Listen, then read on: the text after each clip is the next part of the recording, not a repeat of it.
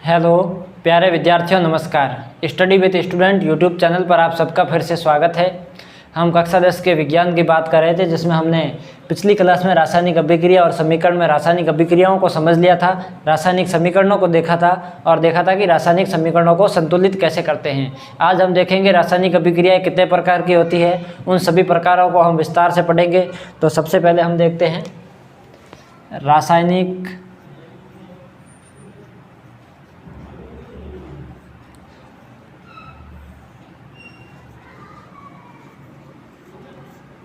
अभिक्रिया के प्रकार। रासायनिक अभिक्रियाएं कई प्रकार की होती है। उसमें हम यदि सबसे पहले देखें तो संयोजन अभिक्रिया। संयोजन अभिक्रिया क्या होती है कि एक या एक से अधिक अभिकारक रासायनिक अभिक्रिया करके एक या एकल उत्पाद बनाए, तो इसे हम संयोजन अभिक्रिया कहते हैं। सबसे पहले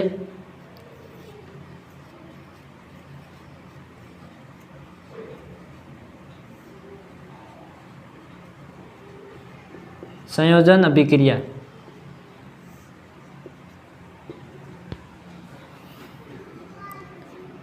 वह अभिक्रिया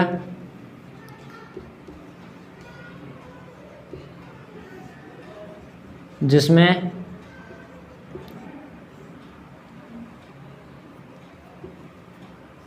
एक से अधिक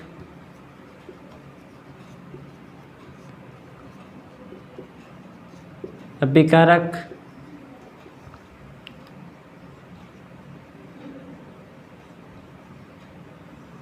रासायनिक अभिक्रिया करके एक या एकल उत्पाद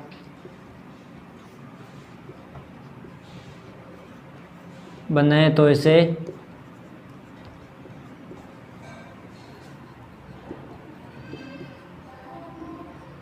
संयोजन अभिक्रिया कहते हैं। परिभाषा को दोबारा देखेंगे। क्या वह अभिक्रिया जिसमें एक से अधिक अभिकारक है, वह एक से अधिक है, वह रासायनिक अभिक्रिया करके एक या एकल उत्पाद बनाए, अर्थात सिंगल प्रोडक्ट बनाए, तो इसे हम संयोजन अभिक्रिया कहते हैं। जैसे A+B, ये कोई अभिकारक है, ये रासायनिक अभिक्रिया करेंगे और एक उत्पाद बनाएंगे C। तो ये जो फॉर्मेट दिख रहा है, यह संयोजन अभिक्रिया का है। हम उदाहरण की बात करें तो कोयले का दहन।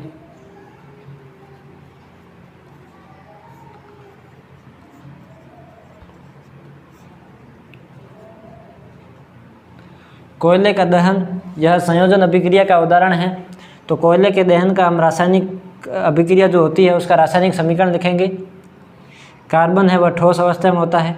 हमने देखा था कि जो तत्व है उसका प्रतीक है, उसके पीछे हम उसकी भौतिक अवस्था को दर्शाते हैं। हमने पिछले वीडियो में इसकी जानकारी ले ली थी। इसका दहन हो रहा है, दहन के लिए हम जानते हैं ऑक्सीजन अनिवार्य है। ये रासायनिक अभिक्रिया करता है और CO2 गैस का निर्माण होता है। कार्बन का दहन है, यह संयोजन अभिक्रिया का उदाहरण है। दूसरा, जल का निर्माण। पानी किस तरह बनता है, यह भी संयोजन अभिक्रिया का उदाहरण है।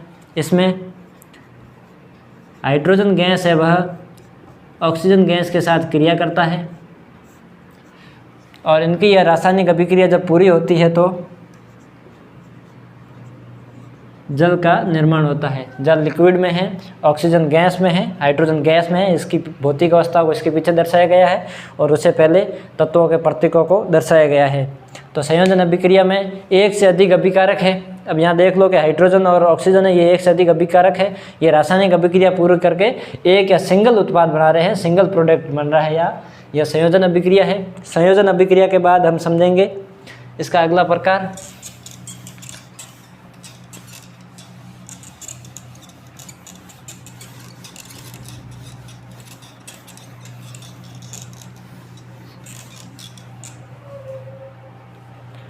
दूसरा प्रकार है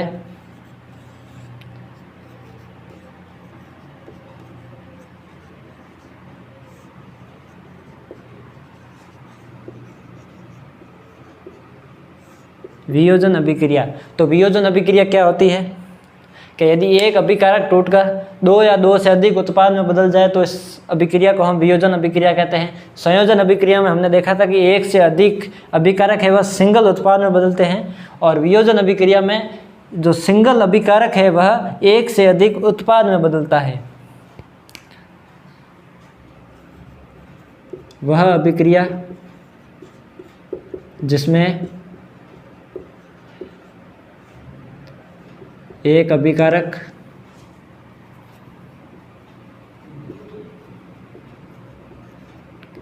टूटकर एक से अधिक उत्पाद में बदलता है तो इसे वियोजन अभिक्रिया कहते हैं। परिभाषा को देखें कि वह अभिक्रिया जिसमें एक अभिकारक है, अभिकारक सिंगल है यहाँ पर, वह टूटकर एक से अधिक उत्पाद में अर्थात प्रोडक्ट में बदलता है तो इसे हम वियोजन अभिक्रिया कहते हैं। इसका फॉर्मेट देखें तो अभिकारक एक है, वह टूटकर एक से अधिक उत्पाद में बदल रहा है। ए है यदि अभिकारक, वह टूटकर बी और सी उत्पाद में बदल रहा है, यह वियोजन अभिक्रिया है। अब वियोजन अभिक्रिया तीन प्रकार से होती है संपन्न। तीन प्रकार कौन से हैं? पहला उष्मीय वियोजन, दूसरा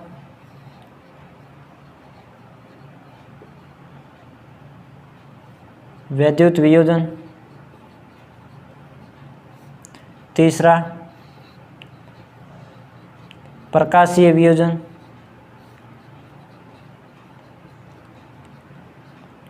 तो वियोजन में हमने देखा कि अभिकारक है वह टूटकर एक से अधिक उत्पाद में बदल रहा है, उसमें फिर वियोजन की प्रक्रिया है वह तीन प्रकार से होते हैं। वियोजन तीन प्रकार से होता है, पहला उष्मीय वियोजन, दूसरा वैद्युत वियोजन, तीसरा प्रकाशीय वियोजन। हम तीनों प्रकारों को विस्तार से पढ़ेंगे। सबसे पहले उष्मीय वियोजन। क्या होता है उष्मीय वियोजन? नाम से स्पष्ट है कि यदि किसी अभिक्रिया में अभिकारक का वियोजन है वह उष्मा या गर्मी के द्वारा हो, किसी अभिक्रिया में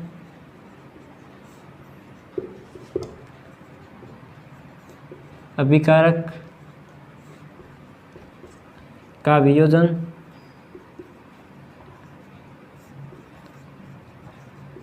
उष्मा या गर्मी के कारण हो,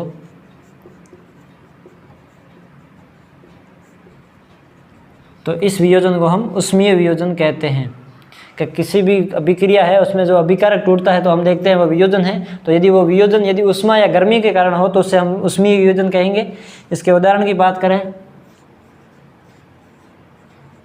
कैल्शियम कार्बोनेट, ये सॉलिड ठोस अवस्था में होता है, तो हमने देखा इस अभिक्रिया में कि एक अभिकारक होता है वह टूटता है। तो जब कैल्शियम कार्बोनेट है, ये कैल्शियम कार्बोनेट, सुविधा के लिए नीचे नाम लिख लेते हैं। कैल्शियम कार्बोनेट को जब गर्म किया जाता है या उष्मा दी जाती है तो यह कैल्शियम ऑक्साइड, ये ठोस अवस्था में होता है, और CO2 कार्बन डाइऑक्साइड गैस में परिवर्तित हो जाता है। कैल्शियम कार्बोनेट है CaCO3, इसको जब गर्म किया जाता है उसको उष्मा दी जाती है तो उसके कारण जो इसका वियोजन होता है तो वह कैल्शियम ऑक्साइड,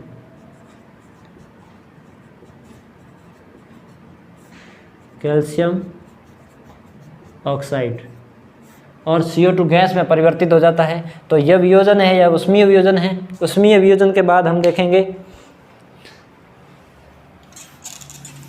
वैद्युत वियोजन क्या होता है।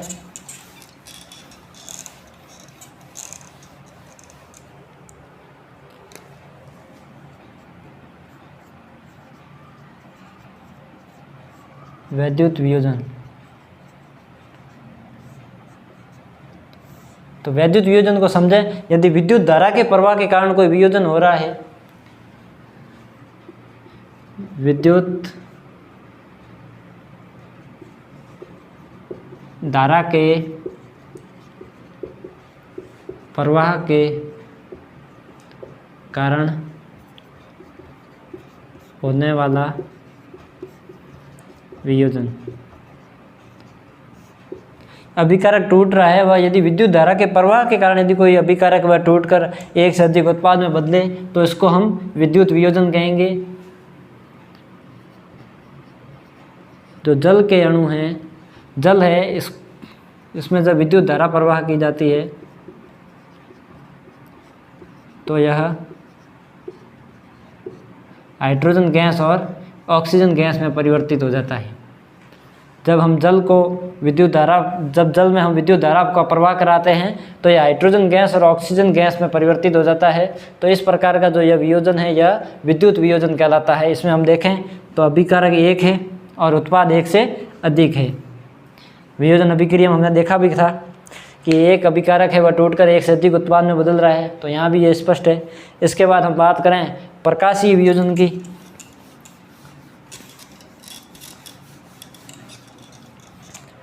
प्रकाशीय वियोजन को समझेंगे।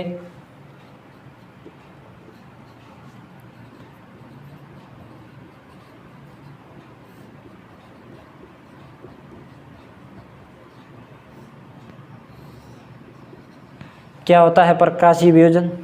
यदि सूर्य के प्रकाश की उपस्थिति के कारण यदि कोई वियोजन होता है, अर्थात सूर्य के प्रकाश की उपस्थिति में होने वाले वियोजन को हम प्रकाशीय वियोजन कहेंगे। सूर्य के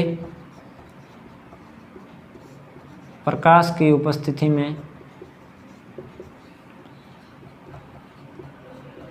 होने वाले वियोजन को प्रकाशीय वियोजन कहते हैं।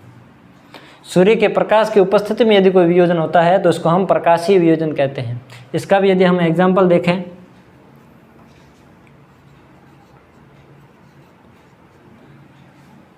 सिल्वर क्लोराइड,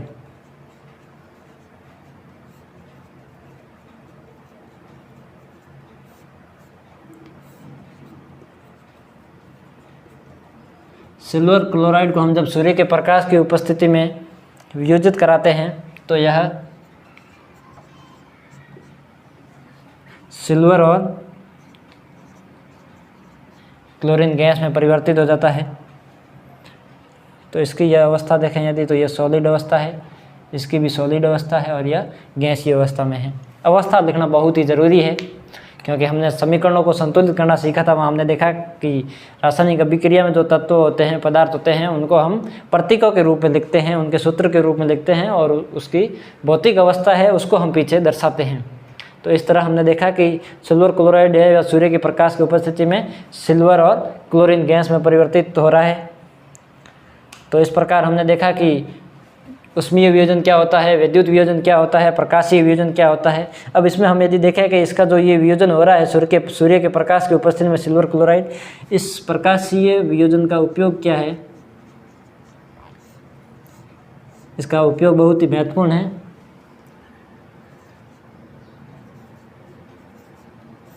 श्याम श्वेत फोटोग्राफी, श्याम श्वेत फोटोग्राफी अर्थात ब्लैक एंड वाइट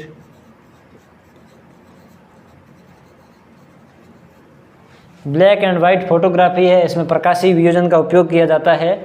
तो हमने वियोजन अभिक्रिया में देखा कि एक अभिकारक है वह एक से अधिक उत्पाद में बदल रहा है। उसके बाद हमने देखा कि वियोजन है वह तीन तरह से होता है, उष्मीय वियोजन, विद्युत वियोजन और प्रकाशीय वियोजन। उष्मीय वियोजन को हमने देखा कि उष्मा के द्वारा यदि कोई वियोजन हो रहा है तो उसको हम उष्मीय वियोजन कहते हैं। विद्युत धारा के प्रवाह के कारण कोई वियोजन होता है उसको हम विद्युत वियोजन कहते हैं। और सूर्य के प्रकाश की उपस्थिति में जो वियोजन होता है उसको हम प्रकाशीय वियोजन कहते हैं। प्रकाशीय वियोजन फिर हमने इसका उपयोग देखा कि प्रकाशीय वियोजन है, इसका उपयोग कहाँ होता है, तो श्याम श्वेत फोटोग्राफी या ब्लैक एंड वाइट फोटोग्राफी होती है, उसमें इसका उपयोग होता है। बहुत ही महत्वपूर्ण है, आप याद रखें। इसके बाद हम रासायनिक अभिक्रिया के अगले प्रकार के बारे में बात करेंगे।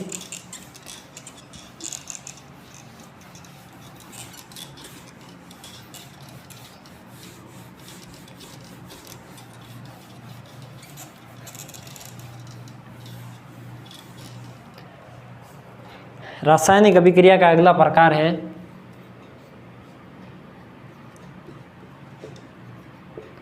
विस्थापन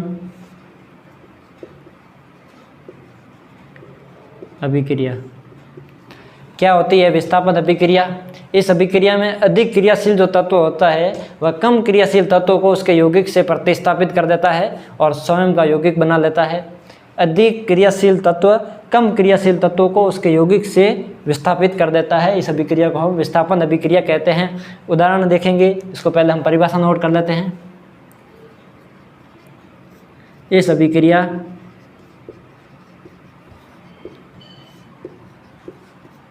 में अधिक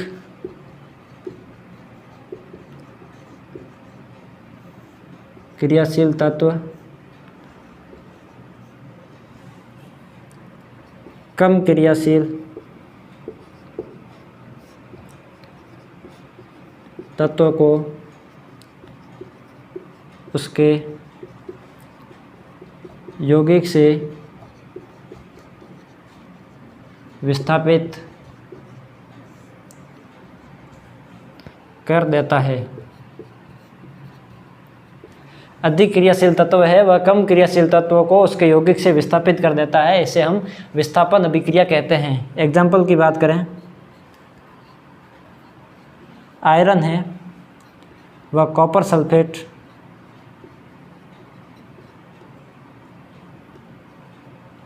यहाँ हमने पीछे लिखा है AQ। हमने पिछले वीडियो में ही देखा था कि AQ ये जो इसके भौतिक अवस्था है, इसमें हम सॉलिड को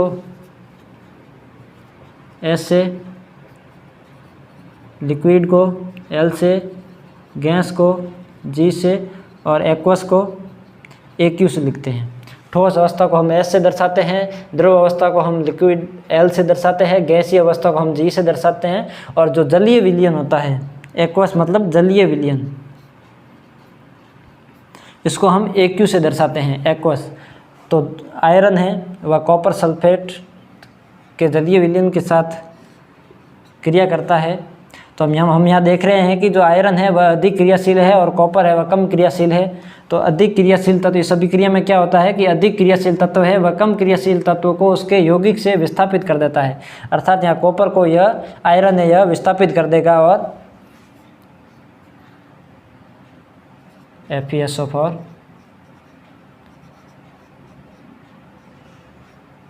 कॉपर। यहाँ कॉपर सल्फेट है और यहाँ लोहे का सल्फेट बन जाता है।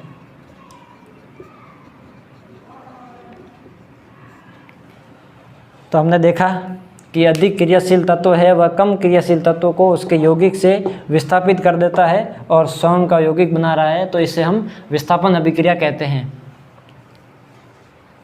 इसके बाद आगे और हम चर्चा करेंगे अगले प्रकार की।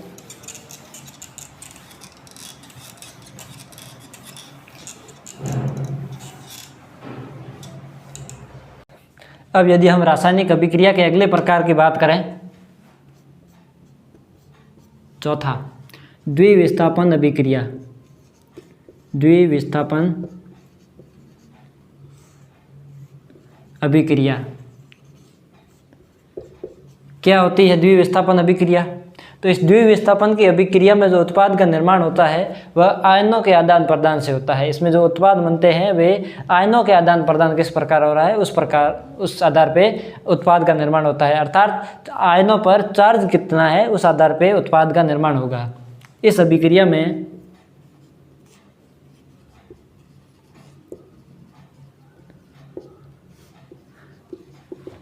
उत्पाद का निर्माण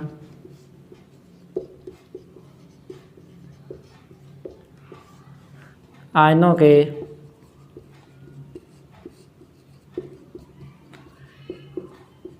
आदान प्रदान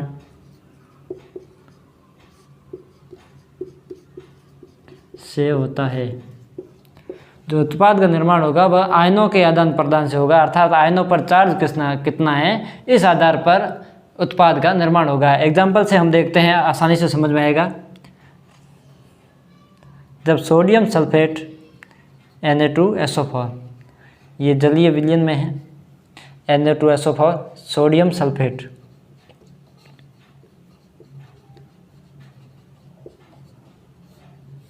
इसकी क्रिया बेरियम क्लोराइड BaCl2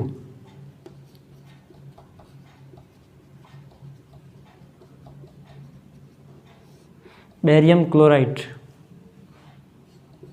इसका भी ये जलीय विलयन है, इसके साथ करवाते हैं।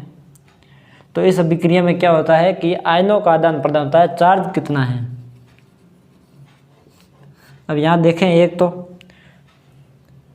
अब यहाँ पर बेरियम है, बस यहाँ पर सल्फेट है, इसको सोडियम को उसके सल्फेट से अलग कर देता है, और यह सोडियम है वह क्लोरीन से बेरियम को अलग कर देता है। अर्थात यहाँ पर दो विस्थापन एक साथ हो रहे हैं। यहाँ पर जो बेरियम है वह इस सल्फेट SO4 के साथ क्रिया कर लेता है, और ये सोडियम है वह इस क्लोरीन के साथ क्रिया कर लेता है, और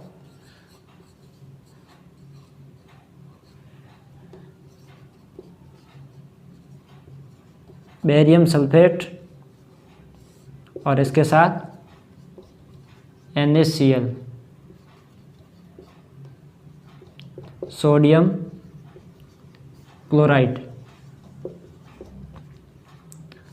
क्लोराइड का निर्माण हो रहा है। अब यहाँ पर देखें तो यहाँ पर ये सोडियम है, ये बेरियम को उसके क्लोराइड है इस यौगिक से इसको अलग कर रहा है। एक विस्थापन तो ये हो गया, और दूसरा है ये बेरियम है इस सोडियम को उसके सल्फेट से अलग कर रहा है, दूसरा विस्थापन यहाँ हो गया। तो यहाँ पर दो विस्थापन एक साथ हो रहे हैं,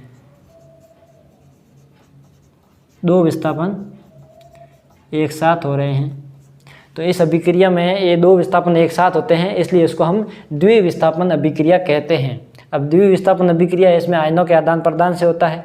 अब जो ये बेरियम सल्फेट यहाँ प्राप्त होता है, यह अविलेय श्वेत अवक्षेप है,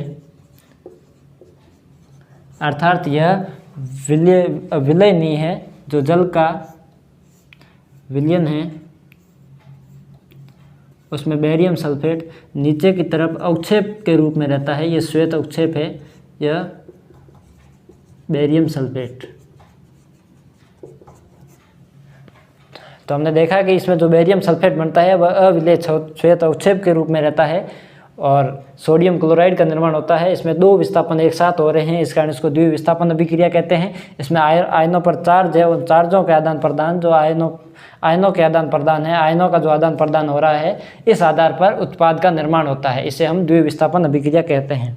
इसके बाद के आगे के और कुछ प्रकार है, और उसके आगे हम अगली क्लास में पढ़ेंगे। यदि आपको वीडियो अच्छा लगा है तो लाइक करें, शेयर करें, तथा वीडियो के संदर्भ में कमेंट जरूर करें, ताकि हमारे को पता चले कि हमारा वीडियो किस तरह बन रहा है।